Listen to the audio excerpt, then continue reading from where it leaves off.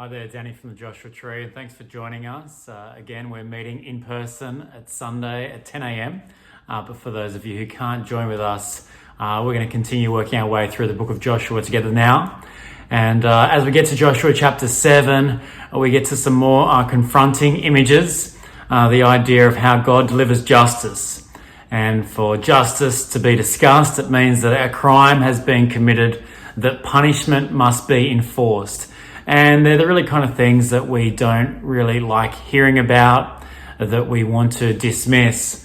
But they are the real gritty things that we all deal with in a broken world. When we experience injustice, we desire punishments to be laid.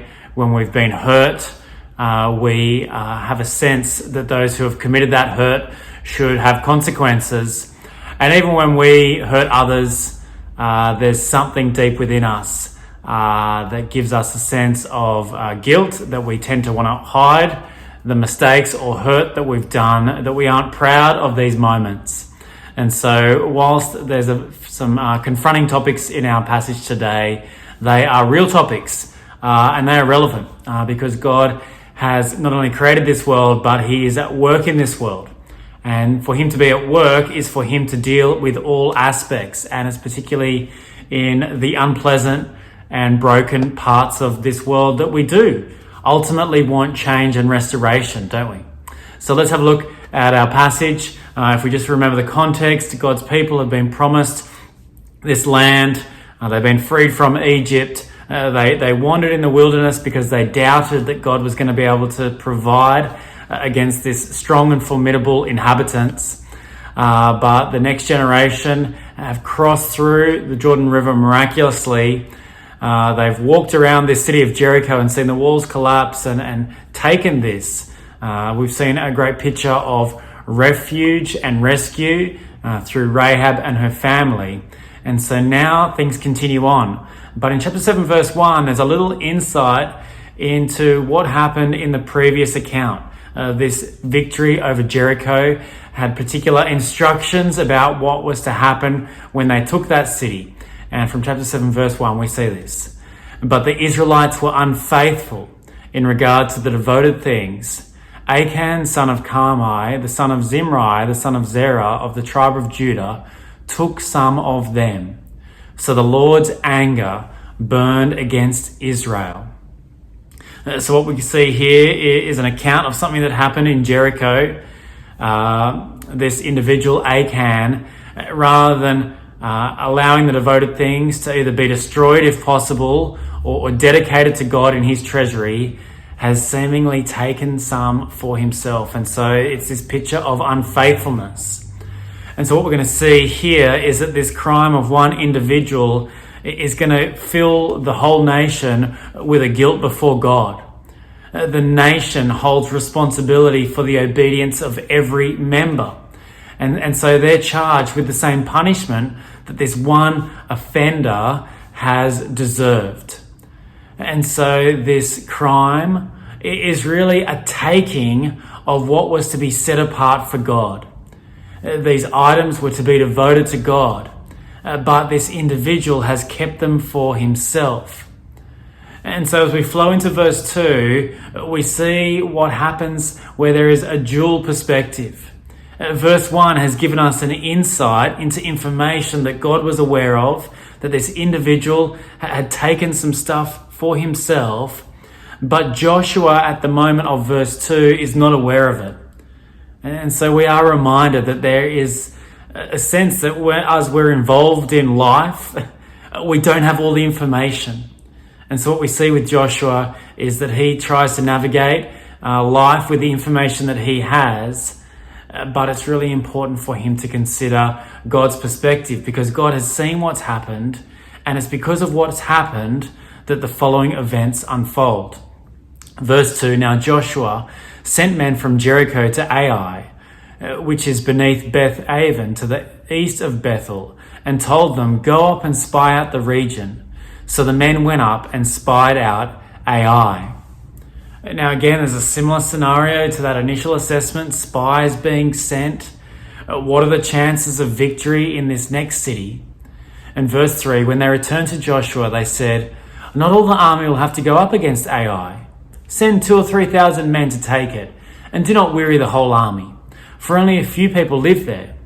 So about 3,000 went up, but they were routed by the men of Ai, who killed about 36 of them. They chased the Israelites from the city gate as far as the stone quarries and struck them down on the slopes. At this, the hearts of the people melted in fear and became like water. After the high of the victory in Jericho, now there is a low in this defeat against what seemed like an easy target. And so there's a contrast in the response of the spies. The initial assessment that generation ago, there'd been a lack of confidence in what God was able to deliver. Here, the spies have an overconfidence in what the Israelites can deliver. And so we see that they don't seek the Lord as to how he wants them to conquer the city. They come up with their own plan, and there's a lack of seeking God's direction on this. And the result is that God's people are humbled. And so too is their leader, verse 6. Then Joshua tore his clothes and fell face down to the ground before the ark of the Lord, remaining there till evening. The elders of Israel did the same and sprinkled dust on their heads. Joshua is literally grieving to the Lord. The tearing of the clothes, the laying down, the sprinkling of dirt, these are all acts of mourning. And so Joshua and the leaders are grieving Israel's defeat. Verse 7, and Joshua said, "Alas, sovereign Lord, why did you ever bring this people across the Jordan to deliver us into the hands of the Amorites to destroy us? If only we had been content to stay on the other side of the Jordan. Pardon your servant, Lord. Or what can I say now that Israel has been routed by its enemies? The Canaanites and the other people of the country will hear about this, and they'll surround us and wipe out our name from the earth. What then will you do for your own great name?" There's a sense that in verse 8 here, Joshua perhaps sees this as the end of his role. There's a fear for what's going to happen to God's plan in verse 9. He's worried about what happens when other nations hear about the defeat that's just happened. Now, there's much debate about Joshua's interactions here with the Lord. Is it reminiscent of Israel's grumbling in the wilderness? Or is this a reasonable lament over the honour of the Lord's name? Well, I'm not sure which way to take it, but I think what is clear is that Joshua lacks faith in this moment. He lacks faith that God is sovereign, that he has any oversight of this situation. He really seems to be questioning God's intent and God's decisions. And there's a sense of uncertainty and doubt that Joshua is casting over the whole situation, casting uncertainty and doubt over God's ability to deliver his plans. But God is quick to rectify the situation and bring clarity for Joshua as he reveals what's previously been hidden to Joshua. Verse 10, the Lord said to Joshua, "Stand up. What are you doing down on your face? Israel has sinned. They have violated my covenant, which I commanded them to keep. They've taken some of the devoted things they have stolen. They have lied. They have put them with their own possessions." We see here that the defeat at Ai wasn't because they came up with the plan themselves. It wasn't a lesson in seeking God's direction first. It wasn't because they took too few troops. The defeat at Ai was a punishment from God. It was a punishment because God was angry with them. And so God now reveals to Joshua why he's angry. They had violated the covenant. They'd stolen what was devoted to God. They had taken what was God's and kept it for themselves. So God isn't displeased that Joshua and the leaders here are grieving, but his abruptness with them to stand up is because of the actions of another. You see, God sees his people as collective. And so the sin of one, in this particular case, Achan, is affecting the whole community and the way that God relates to them. Verse 12, that is why the Israelites cannot stand against their enemies. They turn their backs and run because they have been made liable to destruction. I will not be with you anymore unless you destroy whatever among you is devoted to destruction. They're powerful words because we've seen what privilege it is for God's presence to be with his people. And so being able to realize God's promise and to remain in his presence, there is now a real threat to the future likelihood of that. And so for Joshua, the time is not for mourning, but there is a time now for action.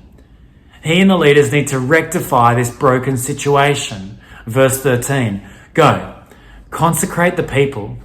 Tell them, consecrate yourselves in preparation for tomorrow, for this is what the Lord, the God of Israel, says.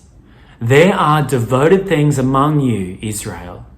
You cannot stand against your enemies until you remove them. What's clear is that God's people need to remain pure to be in his presence.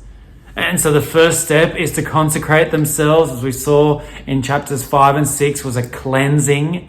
It was about preparing themselves outwardly to be in God's presence. And then verse 14, in the morning present yourselves tribe by tribe. The tribe the Lord chooses shall come forward, clan by clan. The clan the Lord chooses shall come forward, family by family. And the family the Lord chooses shall come forward, man by man. Whoever is caught with the devoted things shall be destroyed by fire, along with all that belongs to him. He has violated the covenant of the Lord and has done an outrageous thing in Israel.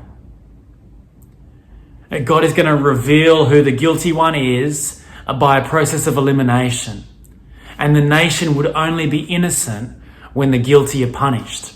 Verse 16, early the next morning Joshua had Israel come forward by tribes, and Judah was chosen. The clans of Judah came forward, and the Zerahites were chosen. He had the clan of the Zerahites come forward by families, and Zimri was chosen. Joshua had his family come forward man by man, and Achan son of Carmi, the son of Zimri, the son of Zerah, of the tribe of Judah, was chosen. We see here that the guilty one is brought forward through a divine appointment, perhaps by a casting of lots. God has allowed the people to see who was the offender. Verse 19, then Joshua said to Achan, my son, give glory to the Lord, the God of Israel, and honor him. Tell me what you have done. Do not hide it from me. Now, it's sort of that image of a parent talking to a child. The parent knows what's happened, what's gone missing, who broke this. And so it's an opportunity for repentance. Verse 20, Achan replied, it is true. I have sinned against the Lord, the God of Israel. This is what I have done. When I saw in the plunder a beautiful robe from Babylonia, 200 shekels of silver and a bar of gold weighing 50 shekels, I coveted them and took them. They are hidden in the ground inside my tent with the silver underneath. Achan confesses, and it's a fairly thorough confession.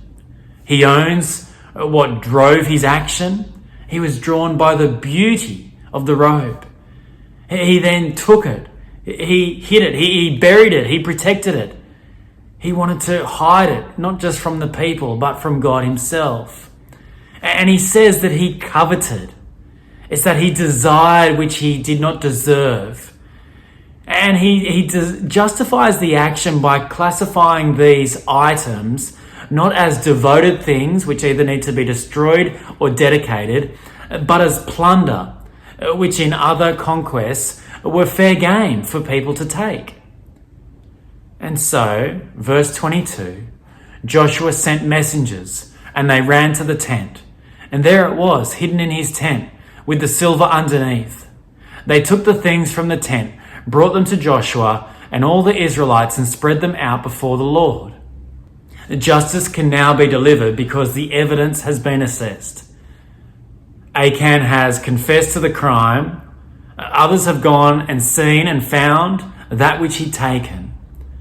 And so, verse 24, then Joshua, together with all Israel, took Achan, son of Zerah, the silver, the robe, the gold bar, his sons and daughters, his cattle, donkeys, and sheep, his tent, and all that he had, to the valley of Achor. Joshua said, "Why have you brought this trouble on us? The Lord will bring trouble on you today." Again, we see the connection between the one and the many.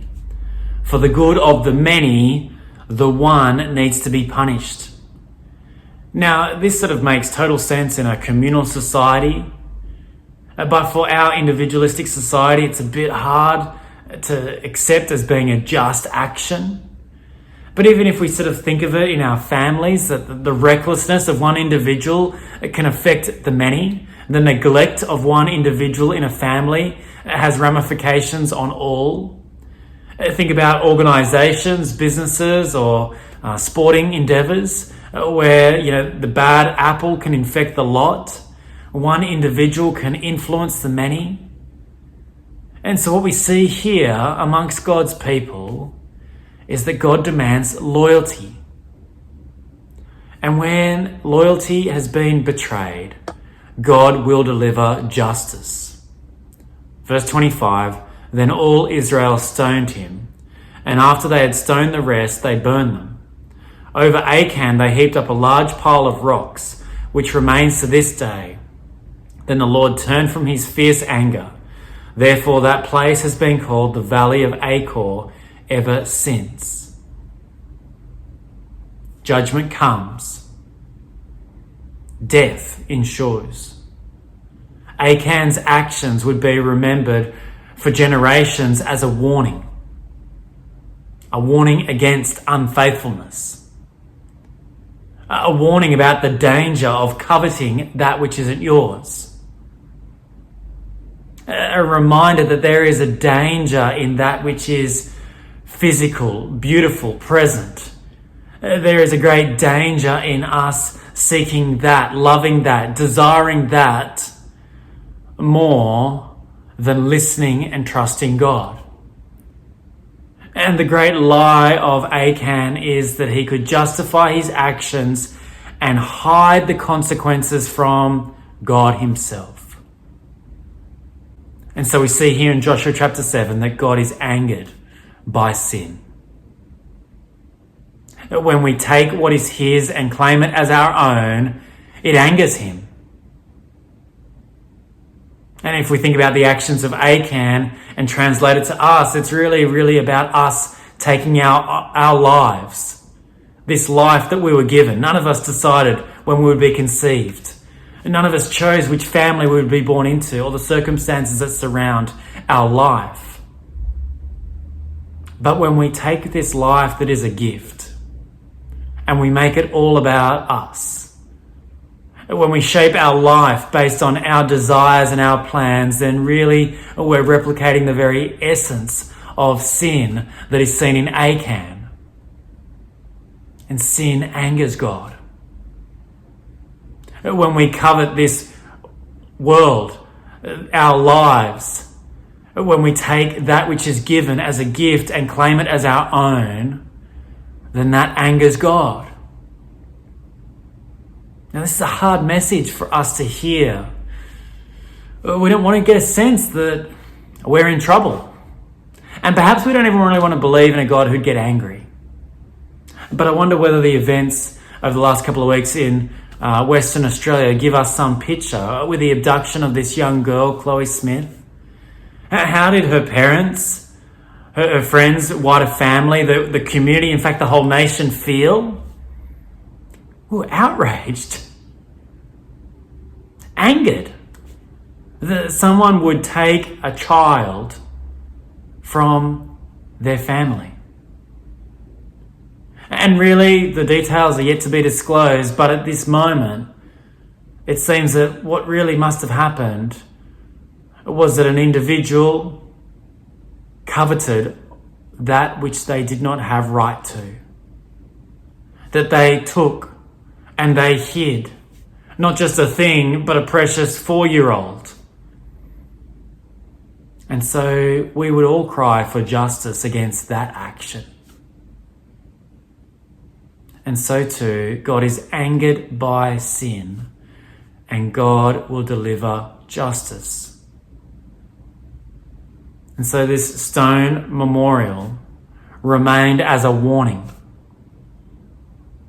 And God's people continued not heeding that warning. They followed in the path of Achan for generations to come. They continued to defy in the covenant that God had established. They so easily wandered and longed for the things that were near to them. They were so often characterized as being unfaithful. But this stone memorial would remain as a sign of God's justice.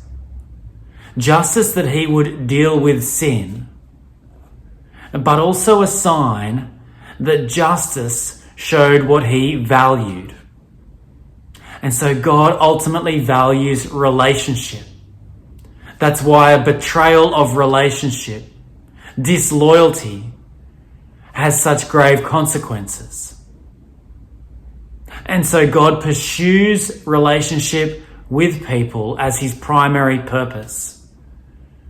And so this memorial remembers and remains there as a sign of what God values. And later on in the book of Hosea, we see that God's judgment is never the last word. God's judgment is necessary for justice. But God desires a relationship with his people. And so in Hosea chapter 2 verse 2, we see that after this time of punishment, there would be a future hope.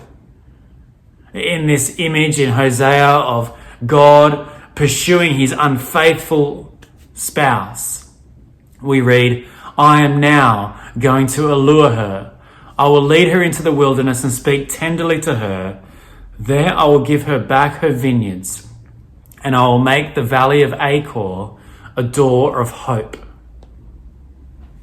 This memorial would now be a sign of what God was going to do to his unfaithful bride.